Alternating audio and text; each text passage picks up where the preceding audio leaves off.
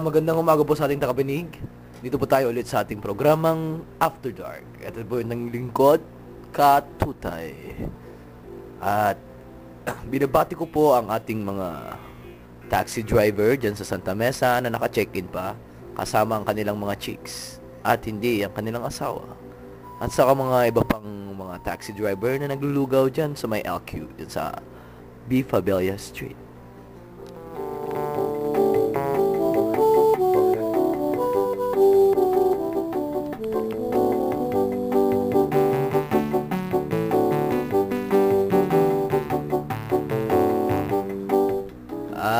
Nandito po tayo para sagutin ang mga problema ngayong umaga para maibsan at gumaan ang loob bago umpisahan ang ating araw. Tumawag po kayo sa ating hotline 0922-132. For inquiries, please dial 02-932-59.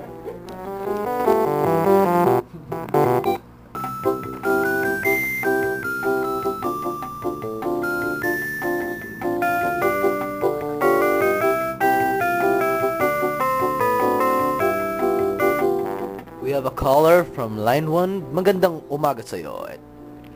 Magandang umaga rin po, Katutay. Magandang umaga sa iyo. Anong pangalan natin? Ako po si Bruno. Oh, Bruno. Anong problema natin? Anong may tutulong ko sa iyo? Kasi po, meron po ang babaeng nililigawan. Sabi niya po sa akin, yung 3-month rule. Ano naman problema sa 3-month rule na yan? Kasi po, di ba pag 3 month, binibigyan niya po ako ng 3 months para mag-antay. Parang may gusto pa rin po siya dun sa lalaki. Ano po sa tingin niyo dapat gawin ko? Pinayagan na po niya ako manligaw. At sinabi pa niya na di pa niya alam, di siya sigurado kung mahal niya ako or kaibigan lang talaga. Abay, mahirapan tayo dyan, kaibigan. Kasi, alam mo naman, ang puso, hindi natuturuan yan eh. Buti sana kung natuturuan ng puso, pwede nating kapangin lahat. Pero so, hindi pwede talaga eh. Kaya dapat, pwede kang maghintay. Maghintay po sa 3 buwan na yun. Hindi ko po alam kung meron pa siya ibang lalaki na hinahanap or inaantay. Naku, doon lang ako nalungkot. Kasi, ganito yan eh. Pag once na pinatagal mo pa yung panliligaw mo, kasi sabi niya 3 months nga daw, baka marami nang mahumaling na yan sa iba, hindi na sa'yo mahumaling yan. Baka syempre marami siyang makikilala iba. Lalo na, ano ba yan, estudyante, nag-work or ano? Estudyante po siya eh. HRM student po. Grabe naman yan, mukhang mahilig ka sa mga bata. Mukhang pedophile lang kaso mo yan, bata. Ay, di po. Estudyante lang din po ako. Baka gusto mong banggitin yung pangalan. Minakoy po ang pangalan niya. Minakoy po. Mukhang mahilig ka sa mga chinita. Yung chick yun, Minakoy. Mukhang parang si Christian, ah. Medyo po, may pagkasingkit po. So, ganito yan eh. Okay, ganito. Pakinggan ko sa'yo. Dapat wag tayong padalos-dalos. Kontrolin natin ang ating mga loob. Huwag natin ipalata na tayo'y sobrang nahuhulog sa isang babae. Dapat maging tawag dito, medyo pakipot ka rin ng konti. Kahit ikaw yung lalaki. Ayan. Pwede ko po bang batiin? Baka po nakikinig siya. Sige, bumati ka. Okay lang yan. Si Minakoy, binabati kita. Magandang umaga sa'yo. Pati kila Pamoy, binabati ko din po. Pati yung Madjoy, binabati ko din. Pati na isa nilang kaibigan na si Madeni. Yung kaibigan po nilang HRM din po. Salamat po, Katutay. Maraming salamat din sa'yo, Bruno. Huwag mong kakalimutan yung sinabi ko, ha. Okay. One will come, millions will be out on your head pag pinabayaan mo yun.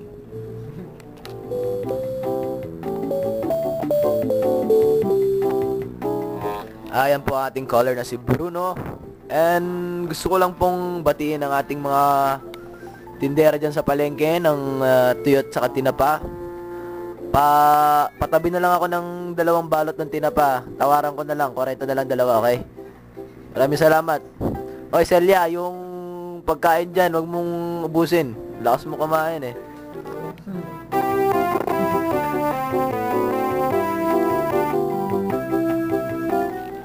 Tuloy-tuloy po tayo sa ating programa and may caller po tayo sa line 2. Magandang umaga sa'yo, caller. Magandang umaga po, Katutan. Ako pala si Gardo. Magandang umaga din sa'yo, Gardo. Taga saan ka? Taga Sumulong po, Sumulong. Biya. Umusta mo ako dyan sa mga say hi to me. Ay, hey, hi to them. Taga Sumulong. Lahat ng taga Sumulong. Sige po, Katutan. Uy, hi daw. Uy, mag-hi kayo. Katutan, bibong-bibo po dito. Ikaw yung laging pinapakinggan namin. Maraming salamat sa inyo, mga takapakinig dyan. Maraming salamat sa pagsuporta. Katutan, may problema kasi ako. Pwede mo ba akong tulungan? Sige. Ano yun? Sabihin mo lang. Katutan, may date kasi ako mamaya. Kaya lang, wala talaga akong pera. Naku, mukhang mahirap yan, bre. Makakatulong ako sa advice, pero sa pera, naku, mukhang higpit tayo dyan. Mukhang mahigpit ang sintron natin dyan. Nanghiram ko kasi ako, sinubukan kong mahiram. Ba't ka, anong problema doon? Sinubukan manghiram sa katropa ko. Kaya lang ayaw niya lang talaga magpahiram. Tapos may pinag-usapan kami sa babae kung nililigawan. May date nga daw kami. Paano ba yung ganun, Katutan? Wala akong pera. Naku, mukhang kailangan mo ng kanyan, ng mga katulong. Dapat kausapin mo na yung mga barkado mo, baka mapabigyan ka naman kahit kung lang. Wala nga daw, Katutan kasi pag nangungutang daw ako, hindi daw ako nagbabayad. Kaya ayaw na nila akong pautangin ulit. Naku, kasalanan mo na yun. Hindi mo na problema yun kasi di ka pala nagbabayad eh. Bayaran mo na kasi para makautang ka agad. Wala nga akong pera, Katutan. Paano ko mababayaran? Kaya Tangina mo kung umayos ka kasi hindi ka pala nagbabayad, di wag ka nang umutang. Bahala na yung babae, gastusan ka na lang babae. Okay? Bonggang-bongga ba yan? Check na check? check na check, Katutan. Sige po, Katutan. Gaano na lang ako dito. Gahanap na lang ako ng pera. Wala ka naman naitulong eh. Hindi, meron yan. Dapat sabihin mo. Okay lang yun. Makakabayad ka rin naman eh. Hinintay mo lang talaga yung tamang champion. Alam ko. Meron din time na makakabayad ka. Sige po, Katutan. Salamat talaga. Kahit wala ka naitulong. Ingat. Maraming salamat din sa'yo.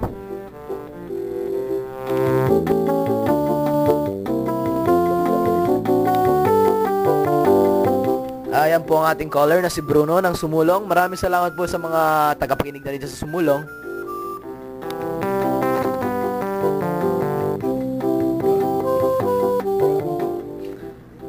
Gardo pala yan. Sorry.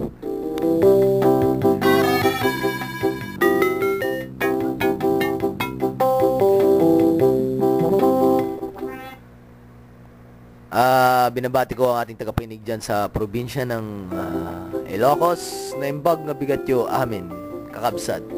Adayo kayo man dito sibay ko, kinanayan kayo nga dati pusok.